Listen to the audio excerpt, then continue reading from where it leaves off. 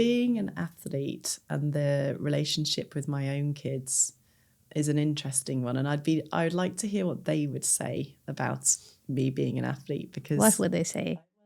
they know it's something that's very important to me. And I think that, again, I talk from my perspective, I think it sets them a good example that you can have passions in life and you can go for them, even at the advanced age of in your 40s.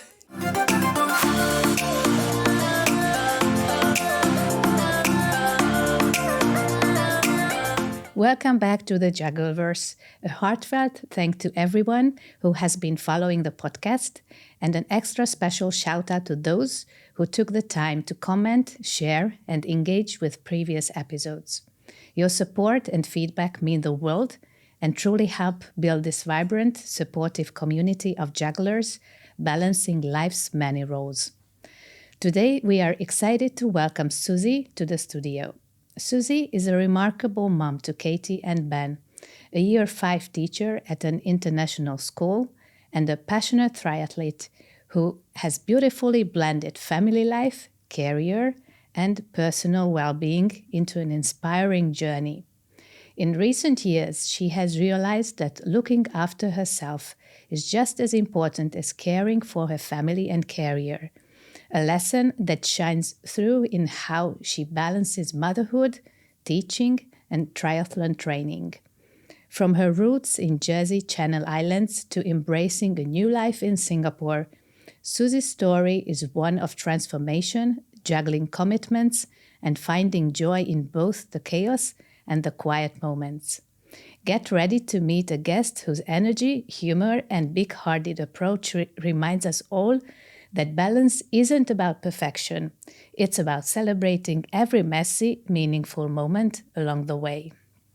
Susie, welcome to the Juggleverse. Thank you. What an introduction. That's very kind words from you. Of course. Tell me something about your roots, how you ended up in Singapore, you and your family. So I was living in Bristol with my family, which is where my children were born. My husband was working for Dyson, who are based not far from Bristol. And one day he said, we could go and work in Singapore if you like. And it took a while for it to hit home. And just as autumn was approaching in the UK and it was getting cold and dark, I thought, hang on, I could go and live somewhere where it's never cold and dark. Let's give it a go. So that's how we ended up coming here with my husband's role. But was that the only reason for that you wanted to have some sunshine in your life? I guess we've always been open to new opportunities. We love travel. And we had heard that Singapore is a great place to educate your children. And having a 3-year-old and a 5-year-old at the time, it seemed like all the factors were in our favour and we had nothing to lose by giving it a go. And what has been the most surprising in expat's life, far from home? Great question. I think what's dawned on me over time is that it doesn't feel as foreign and as different as you'd think. And so now it's just like home. We might eat slightly different food. We might go to different places on the weekends and travel in different places, but we're still our family doing our things, our traditions in the same way. It's just the location has changed. You decided to shift actually from accounting to teaching. Yeah. How was this journey, and what was the most difficult part in retraining? I was just so lucky to have the opportunity to make this change. When we moved to Singapore, I had been working as an accountant, and I decided to stop working at the time we moved to help my family settle in. And I also wasn't sure how it would work getting a job in Singapore as a trailing spouse. So I didn't work, and for the first year that was fine. I helped my family settle in. But I began to get a bit bored. I felt the pressure of always having to find something to do in the day or people to go for coffee with. And I realised I need more than this. My children are fine at school. My husband's settled. I've made some friends. I'm ready for more. And so one day I just wandered into school and I said, I'm very up for volunteering anytime. Just let me know. And somebody working in the school office said, send in your CV. And I said, well, I mean, I can, but it's just an accountant's CV with a little bit of girl guiding on the side in my spare time. And so I did. And before I knew it, I was working as a classroom assistant in kindergarten on a temporary contract. And it just evolved over the years. As a classroom assistant, I realised I loved my job. I was maybe a little bit good at it, good enough to be kept on. And I just started to feel that amazing feeling of doing something every day that you really enjoy. And I had never felt that in my previous career. I had enjoyed aspects of being an accountant, especially the people I worked with, the values of the organisations I worked for, but I couldn't truly say I just loved being at work. As a classroom assistant, I didn't have any formal teaching qualifications, but I was given so much experience working across the early years up to year 2. And then the opportunity came up to apply to take a postgraduate qualification through a university in the UK, but doing my teaching placement in Singapore at Nexus International School, where I was already working. And it was as if all the pieces just fell into place. So I took the opportunity, and it was a very hard year of working, studying, completing, teaching practice. But I saw it through. I had some amazing mentors and cheerleaders along the way. In fact, I probably wouldn't have even applied if 1 or 2 people hadn't said you would make an amazing teacher. And that was just what I needed to give me the confidence to give it a go. It seems that it was an easy shift as you were talking about it, but I suppose it wasn't that easy, right? Do you know, it just happened so gradually. Or it's just history. And it felt so right that there wasn't a particular challenge. I mean, of course, there were bits that were hard in the course, but only the same as anybody else would find studying and doing academic writing after so many years of not doing that hard. So, probably I felt bad during the school holidays when I had to spend a lot of time writing like a dissertation. And I felt guilty not spending the time with my children. That might have been the hardest part. And so, as mums, we know the guilt is always there when we're trying to decide how to spend our time. You're a working mum. Yeah. And you have a hobby as well, which has become a rather professional, how to say, not a hobby, but a passion. Yeah, We're going to talk about it later. Yeah. But how do you juggle day by day? I think do you have to juggle day by day? I do have to juggle constantly. But there are a few elements to making it successful for me. And the first is just being really organised. I think it's a carryover from my accountant days. I have spreadsheets of things. I have sort of lists ongoing and sort of always just looking forward to the next week and the week ahead for my family so I can plan what commitments we have, what food we need to eat on what day, and then what training I can fit around all of that. And of course, what's going on at school as well.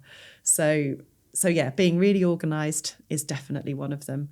The other is that my family is incredibly supportive, and my husband works in a stressful full-time job as well, but he absolutely pulls his weight around at home. He helps me to achieve what I want to achieve, and he is fully behind me, and I can't underestimate the importance of that enough. Can you share any funny story in this beautiful chaos that happened to you?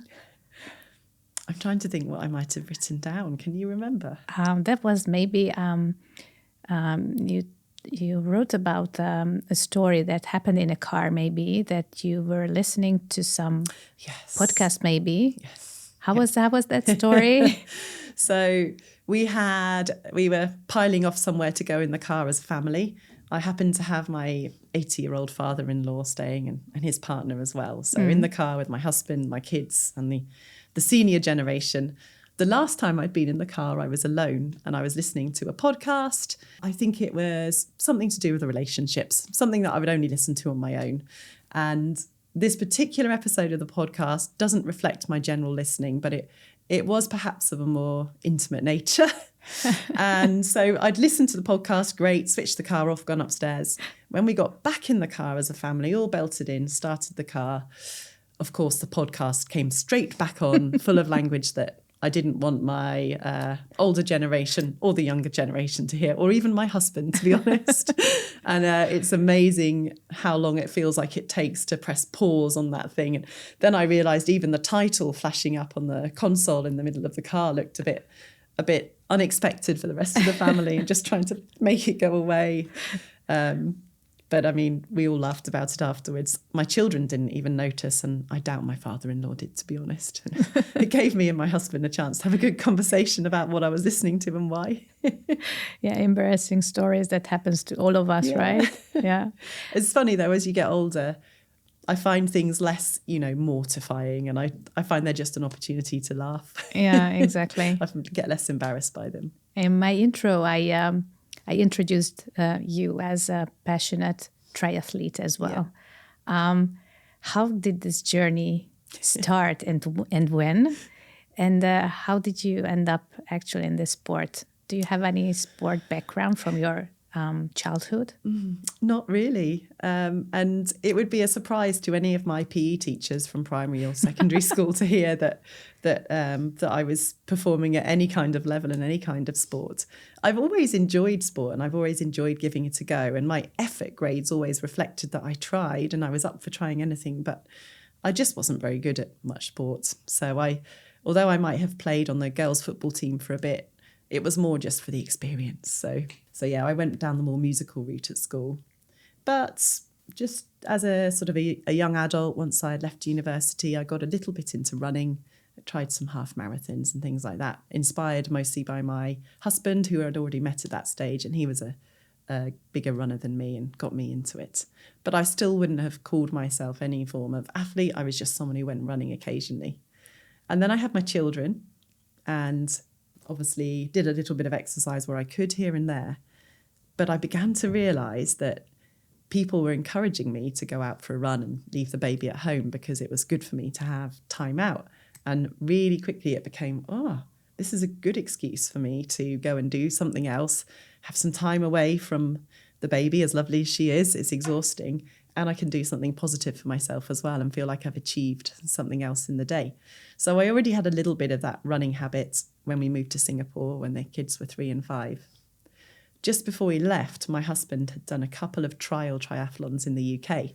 And although I was watching him swimming in a quarry in a wetsuit, thinking, that looks awful, there was a little bit of me that watched the women doing it and thought, I could do that. I could give it a go. And then we came here, where every condo has a 50-metre swimming pool, and it's always good enough weather to go running. And the humidity is unbearable sometimes. I mean, it is, yes. You just get used to that. But it's safe to go running at 5 a.m. in the park, and nothing bad's going to happen to you. So the environment here was just really conducive to it. So I think we'd probably lived here about 18 months when I did my first sprint triathlon, which is a shorter distance.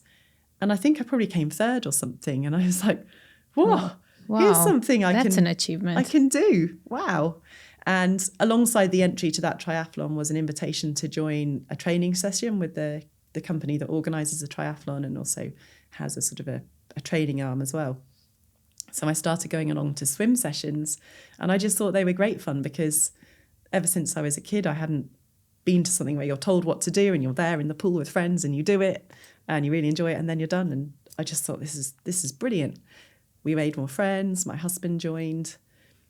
And as you get to know more people in triathlon, your sense of what's normal starts to change. So for me, it was quite extraordinary to do a sprint triathlon when I first did one. And I thought, this is the fittest I'll ever be. This is the most I'll ever do. I'm just glad I've completed it.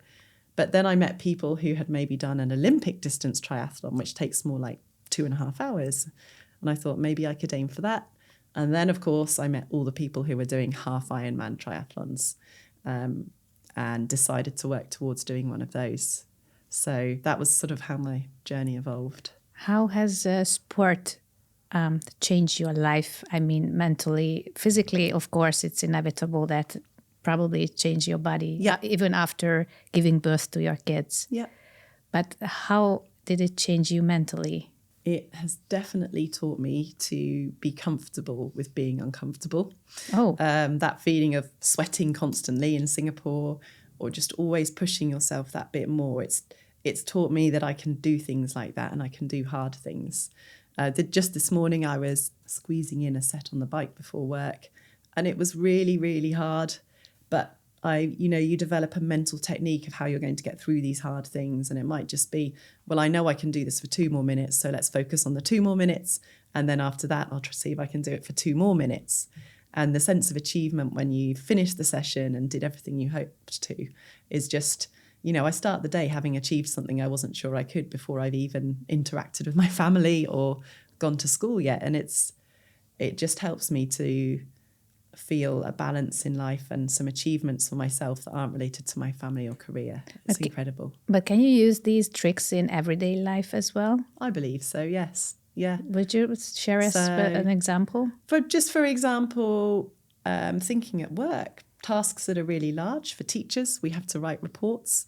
We know they take a really long time. We want to do a really good job of them. We want to reflect the learners that we know so well and really have that come across in our written reports that we write about them twice a year.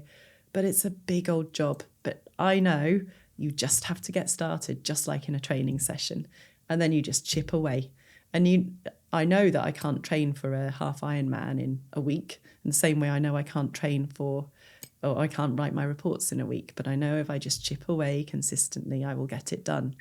And it's, I guess, having that confidence and that self-belief and knowing how to start something that seems hard. What has been your greatest achievement in a triathlon? I've got two greatest achievements. Okay. I hope that's okay. The greatest achievement that I just really treasure and I'm so proud of is starting the triathlon CCA at school and having the opportunity to pass my passion on to learners who might not have otherwise ever tried the sport, especially girls. So the amount of pride I feel when children who might have only joined the CCA because they were in my class and they'd heard me talk about it and didn't even really know what a triathlon was, when I see them on the start line of a triathlon or, running past me, having a great time with their family supporting them, it's just the best feeling. That feeling of being able to pass your passion on to someone else or at least give them an opportunity to experience it is indescribable. So that is my greatest achievement for sure. Second to that, personally, the achievement that I'm still buzzing from to this day is competing in the World Championships just under a year ago in Lake Taupo in New Zealand. I'm goosebummed already. Wow, that's an achievement. It was amazing. So I guess there was the achievement of qualifying for it, which involved having to place very highly in another half Ironman triathlon. And I was never sure if I would be able to do it or not. And it depends who else turns up on the day. What are the distances? Let's clarify them first, because it makes sense. It's called a 70.3 because it's 70.3 miles. But unfortunately, I think in kilometres. So yeah, okay. I'll explain it in the metric system. It involves a 1.9 kilometre swim and then a 90 kilometre bike and then a half marathon, 21.1 kilometre run. So for me, it could take me between 5 and 6 hours, depending on the conditions, to complete the whole thing. So it's a long event, and it's not just about swimming, cycling and running fast. There's a whole mental element to it and also nutrition element to keep your body going as well. For that long, you need to eat and drink the right things at the right stage. So it's a big deal. Absolutely. So yeah, I was lucky enough to win my age group in a race in Malaysia 2 years ago. And that was enough to get me a slot in the upcoming World Championships at the end of the year. The day itself, it's second only to my wedding day in terms of best days of my life. It really is.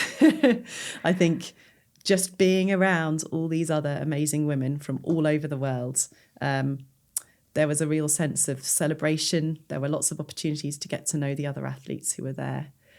The professional athletes were there too. It was their World Championships. So there was that really serious side to the race. And we were racing just after them. So we weren't in the same race, but we were on the course at the same time as them with the helicopters buzzing around and the commentary. And that gave it that extra buzz.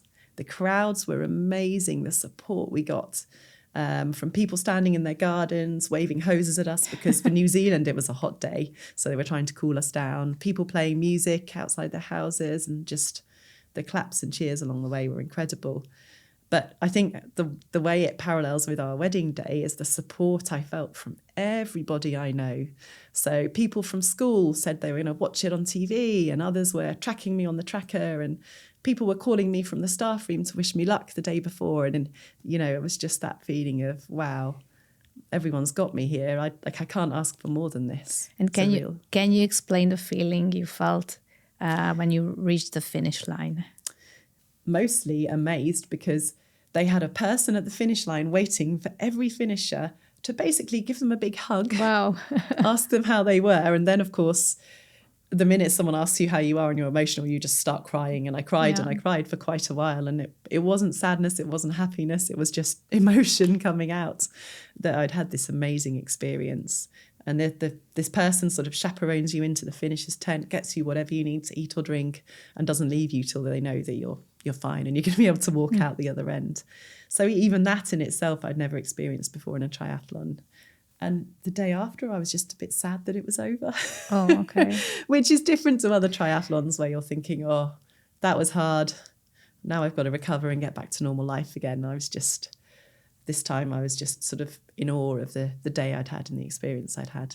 It was incredible. But I'm pretty sure you set already another goal. Well, unfortunately, in the months leading up to sort of between qualifying and actually going to the World Championships, I developed some pain in my foot. Oh, okay. And it got a bit frustrating. It didn't go away after a period of not running at all and resting. I saw an osteopath, a doctor, a specialist sports doctor, and eventually started seeing a physiotherapist who I'm still working with.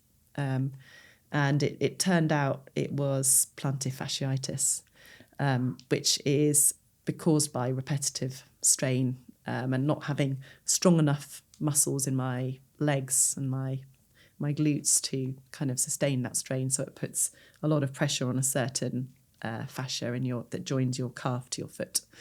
And so there was a real pressure to go to the World Championships and be able to run the half marathon.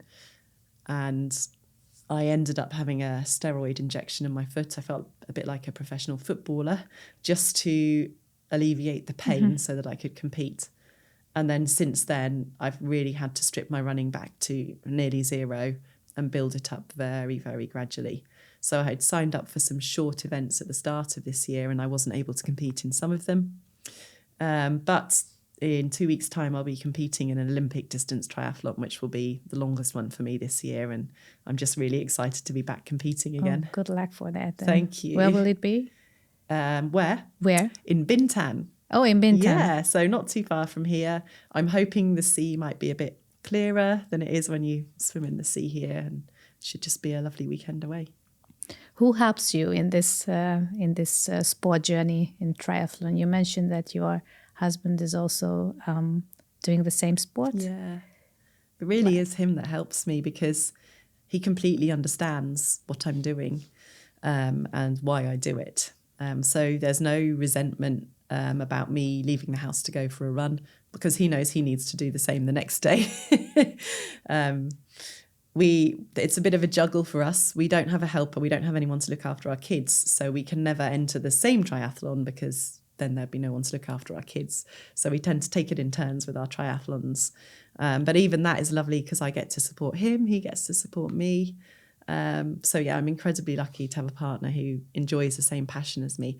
And it actually gives us something to talk about other than our children, which I find can be a bit of a problem sometimes, where you get some time together finally alone and all you want to talk about is your children. At least we have something else. How has being an athlete and coach enriched your relationship with your own kids and with the students at school? Being an athlete and the relationship with my own kids is an interesting one, and I'd like to hear what they would say about me being an athlete, because what would they say? I wonder. I think they know it's something that's very important to me, and I think that, again, I talk from my perspective, I think it sets them a good example that you can have passions in life and you can go for them even at the advanced age of in your 40s. I think it's great to see that you can have a family, you can have work, and you can still do something that you really enjoy as well, and you can make time for it. I guess being someone who has to be organised with their time and tries to fit in training every day, it means I'm quite organised and intentional about the time I spend with my children as well, because I'm not always there. It might be, kids, while you're eating your dinner, I'm popping down for a quick swim, but afterwards we'll make sure we spend some time together. So we have to be quite intentional about it, but that might be a good thing. I don't know. As for teaching at school, I think the learners like to hear about the triathlons that I do, and I like to hear about what they do as well. And I think it's really nice to be able to connect with them about a hobby that I have that's a sport, which is something I have in common with a lot of them. They might be into their football or whatever they're into, but it's still, we can all talk about sport that we enjoy doing. So I think it helps them to relate to me a little more. But it could have been any sports, I think, or any hobby, right? It's what they see is your passion about that, and that you are motivated in something that you really like. Exactly. So, and often, if we're trying to give an example of a time we've had to be resilient, then I might use a time from my personal experience where I might talk about being on the start line of a triathlon and looking at the sea and thinking it looks a bit scary, but diving in anyway and trusting my preparation, things like that, I guess. But do you usually talk about the ups and downs as well of this sport or any other sport you would do for the kids? For sure. Something that's really important to me and my teaching is developing a growth mindset in the children I work with. And for them to develop a growth mindset, I think they have to see others displaying it. So displaying it myself by talking about failures I've had, times when things haven't gone so well, and how I've shown resilience in bouncing back from them, how I've learned from my mistakes and grown from my mistakes, I think can only be a good thing, whether I'm talking about the spelling of what I'm writing on the board in a vocabulary lesson or whether I'm talking about experiences I've had in sport. I think you also learn from your own mistakes and failures, and you can step over them quite easily. Is it the truth?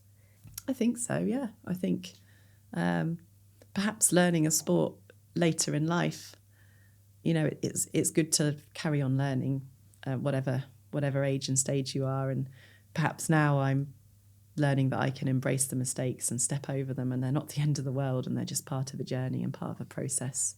So something I can do more now than when I was at school.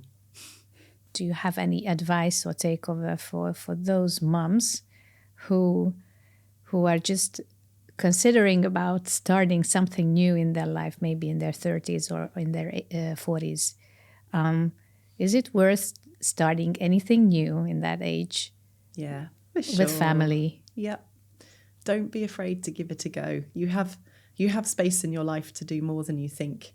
There are always bits of time you can find for yourself to do something that's important to you. And I think making that time to do something that you're interested in or just want to try is really important for your own personal growth and sense of satisfaction in life.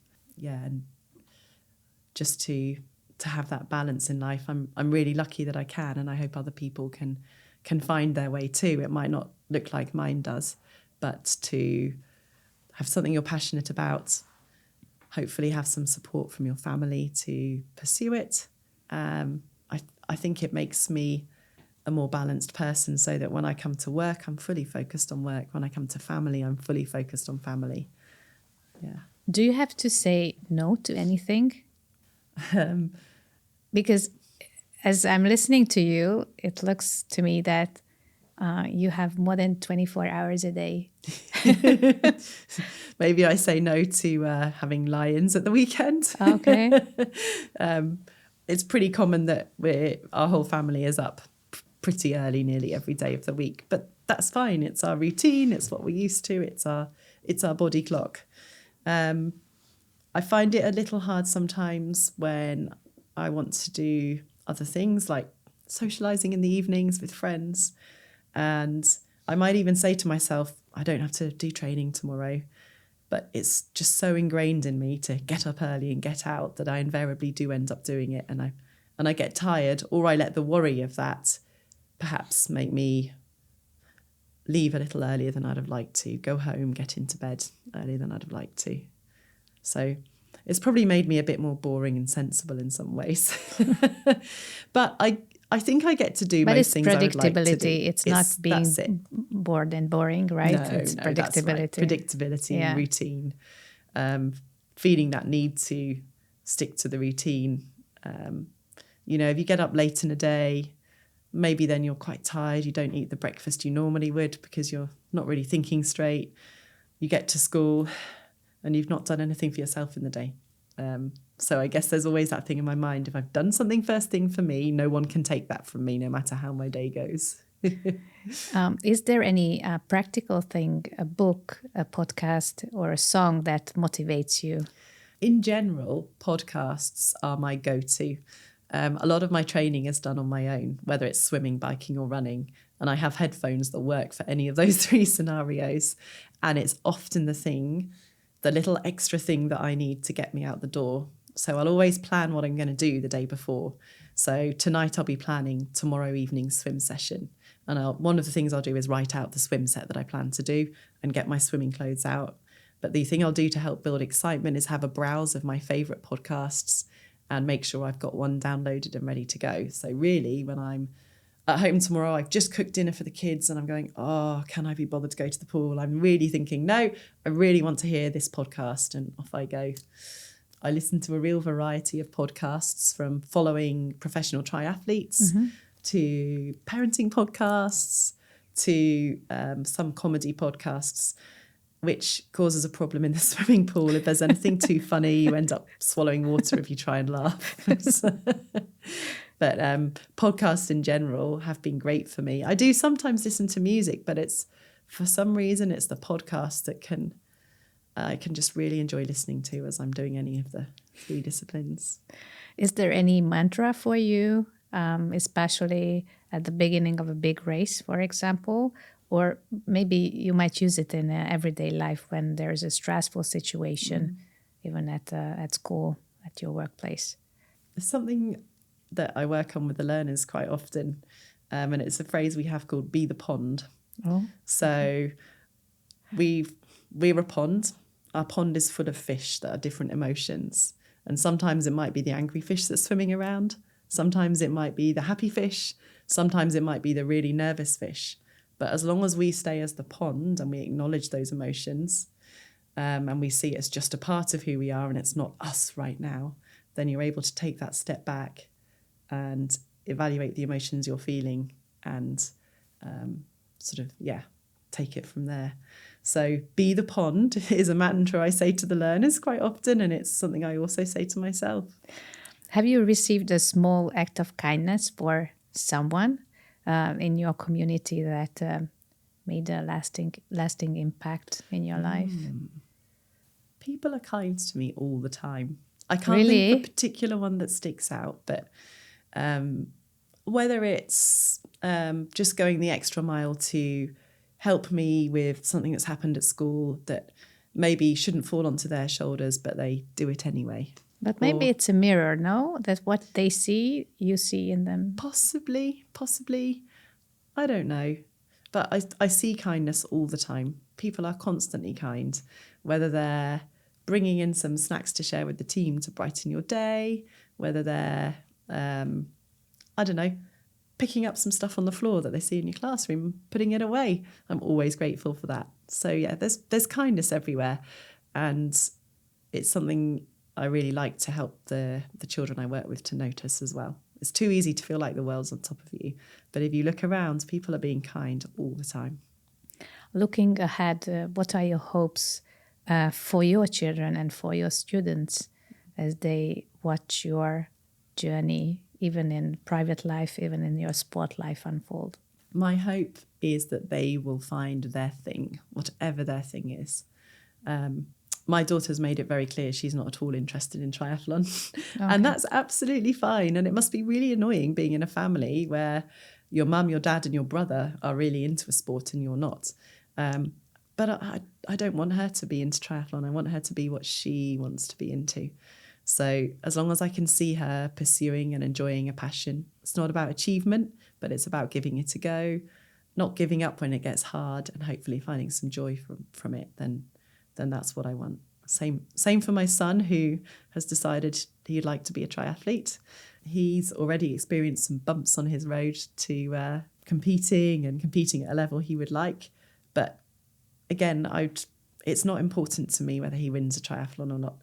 The only time that would be important is if I can see that he's feeling a reward for the effort he puts in. I just want him to give it a go and enjoy it.